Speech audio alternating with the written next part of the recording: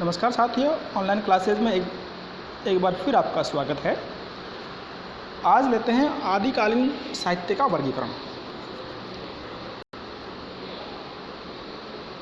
हिंदी साहित्य के आदिकाल का साहित्य एक जैसी प्रकृति का या प्रवृत्ति का द्योतक नहीं है, उसमें विविधता है। मोटे तौर पर आदिकालीन हिंदी साहित्य को दो भागों में बांटा जा सकता है।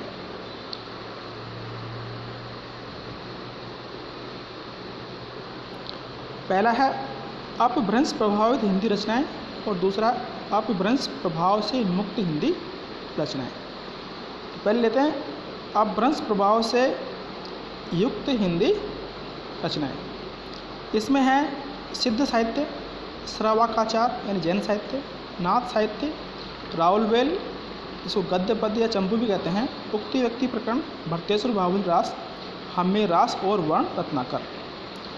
अपभ्रंश प्रभाव से मुक्त हिंदी रचना है। इसमें देखिए खुमान रासो, डोला मारूला दुआ, बीसलदेव रासो, पृथ्वीराज रासो, परमाल रासो, जयचंद्र प्रकाश, जय मयंक दस चंद्रिका, चंदन बाला रास, स्थूलभद्र रास, रेवंत गिरी रास, नेमिनाथ रास, वसंत विलास और खुसरो की पहेली।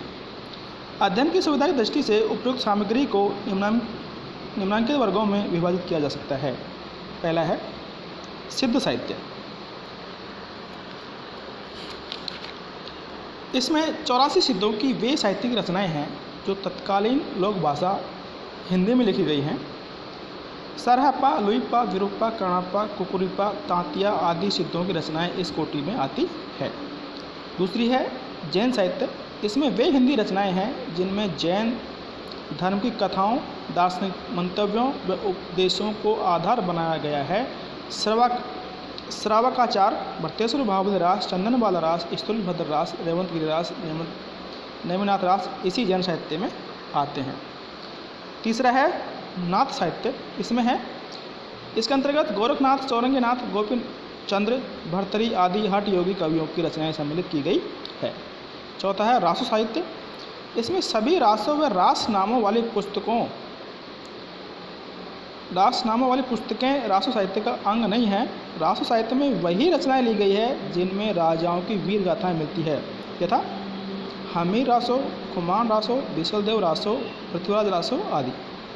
पांचवें है लौकिक साहित्य। इस वर्ग में उन रचनाओं को लिया गया है जो उपयुक्त वर्गों में नहीं आ सकती है तथा जिनमें लौकिक विषयों को मुख्य आधार बनाया गया है, यथा ढोला मारूला दुआ, जयचंद्र प्रकाश, जस मयंक चंद्रिका, वसंत विलास और खुसरो की पहेलियाँ इसी लौकिक साहित्य में आती है।